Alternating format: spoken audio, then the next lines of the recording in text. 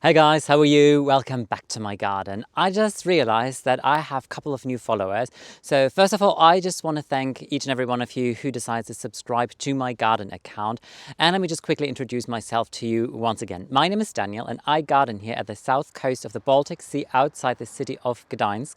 The garden itself is on top of a dike. The front of the garden is east facing and this is where the river is. So even if we're standing on the top of the house, which is just over there, I could even see where the river ends into the Baltic Sea. The back of the garden, this is kind of like in your back, I'm standing now in the midsection of the garden. It is kind of like stretched out west facing, and this is really beautiful because there is a lot of light in the garden. In terms of climate zone, we are here in a zone 7B, and this has a lot to do with the Baltic Sea, so we are really in a microclimate, and it is really perfect and wonderful for gardening in this area here.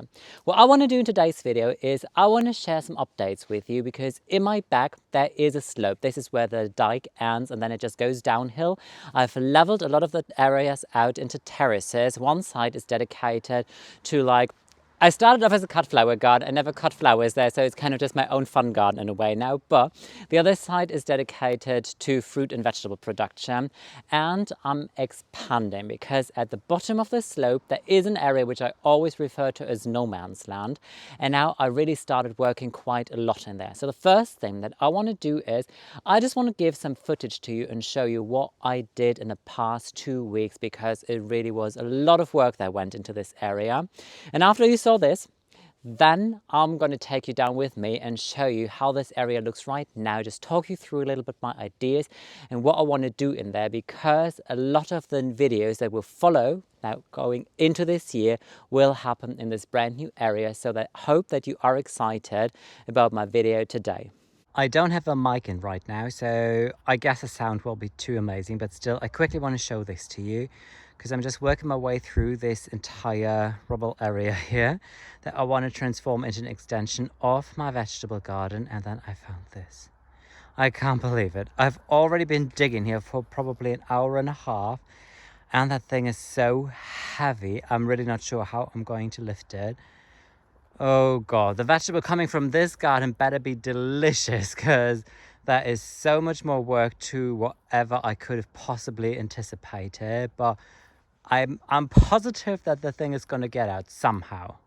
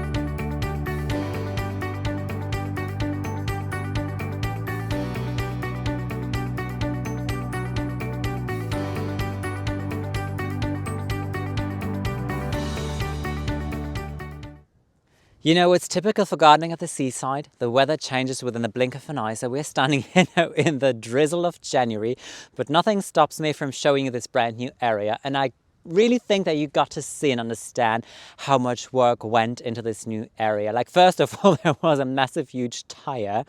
I could just see like a corner of it, and the further more I was digging, I was like, oh my god, it's a giant, huge tractor tire.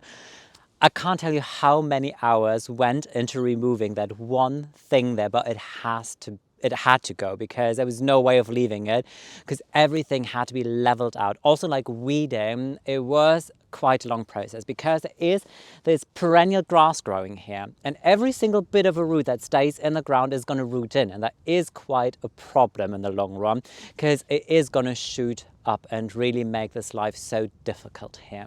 But what you can see is, and I think you could already see it in the process of me working through this area, is that I leveled it out. So it is kind of just a nice, good rectangle. It's roughly 30 square meters. Isn't that amazing? 30 additional square meters only for vegetable growing, for fruit growing. So I'm really excited about that.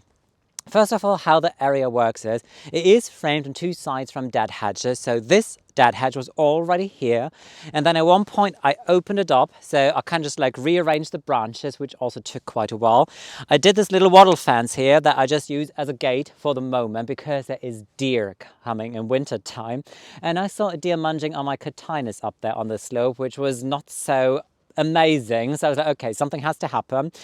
In theory, the deer can jump over the dead hedge, but it doesn't. It was just too lazy and just casually walked in here, so I needed to close it off. Then there is another dead hedge now here in this area, and then something brand new, since you might have realized I'm kind of obsessed with wattle fences or wattle fences. There is a casual 8 meters of brand new wattle fence here, really just like to define the new area and to frame it in. So what we did is, I discovered a patch of willows growing just wildly. So we drove there, cut a lot of the nice new shoots from those willows, and the car was full with them up until the roof to really have enough material to have another nice fence section here. How I want to move forward first in this area is because it is open soil here, and now yesterday we had a little bit of snow, there's a little bit of rain in the morning now, it is kind of muddy, and obviously gardening in a mud pit is not ideal. So what I want to do is put all of the cuttings that I have from the upper garden, and you see already some of them here at this side, they will all go here and I will distribute them. So all of the perennial cuttings, all of the grass cuttings, and there are two reasons for it. The first one is that they will suppress any kind of weeds from popping up, and if anything pops up, it's quite easy to pull it. And the second thing is, on a rainy day like this, it is nice to walk on here because it is kind of like still dryish and you're not walking in mud. So this is my thought process on how I want to move forward into this area here. Where I'm standing, this is going to be quite fun because I want to put raised beds here. I want to put 5 raised beds here in total, and I found quite a good deal online. They won't be so high, they'll be just that high. They come with a special kind of like foil that you can put inside, which comes from the supplier. So I think this is going to be fun, and I'm going to share all those videos with you, all the process. I haven't ordered them yet, but I'm going to do it though. So what I want to do is I want to put 2 raised beds here, 1 in the middle and 2 raised beds there, so it will be plenty of new space for growing.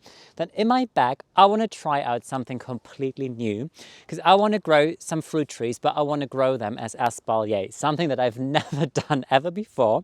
But I read articles about it, I watched some tutorials about it, so I think I'm pretty well prepared. In my head it's going to work, so fingers crossed that the reality will be on my side in this instance. What I want to do as well is I want to underplant those fruit trees with strawberries, because you obviously have a nice long strip that you can underplant, and strawberries is something that I'm still missing in the garden. I love them, so definitely something that I want to have in this area here. If we move forward, there is couple of space where I want to put some fruiting shrubs. This is again something that I'm missing in the upper garden. There is a smaller kitchen garden just in the back of the garage, and there I have 3 black currants. I do have a couple of raspberries, 1 small quince, and that's it. So what I want to do is here I want to put a nice stripe of blueberries, and it's ideal to do it now because for 3 years I was building a nice leaf compost that is still waiting in the upper garden. It broke down, it is is lovely, crumbly black, perfect, and it is an acidic compost, which is ideal for blueberries because this is exactly what they love to thrive in. So it would be really perfect to put some blueberries here, and then along the fence section here, I thought about putting probably 5 to 6 gooseberries. I love gooseberries. There is not a single one in the upper garden, so I want to put probably green gooseberries and eventually also red ones. I need to see what I get my hands on, but this is really exciting. What I want to do as well is, and this is what I already have waiting in the house, I ordered it, and this is going to be one of my next videos. I have 2 cold frames. They're not too big though, but I can put one here and a second one here. And the lovely thing about the cold frames is that I do grow a lot of my plants, a lot of my annuals, a lot of my vegetables indoors. And then there comes a point on when you have to take the plants and put them outside to harden them off. And sometimes the shock here is really harsh because winter, it always stays quite long here before the temperatures are rising again. So I think these cold frames will be very beneficial for me. And on top of it, last year I figured that, for example, the cannas that I grew from the rhizomes, they took forever in the ground to really bulk up and produce leaves. So I think it would be really good if I start them off in pots and then they will go into the cold frames, and then really when it is hot summer, only then I will plant them out, because otherwise it's got to take forever. And I feel that this will be just a good game plan moving on for this year.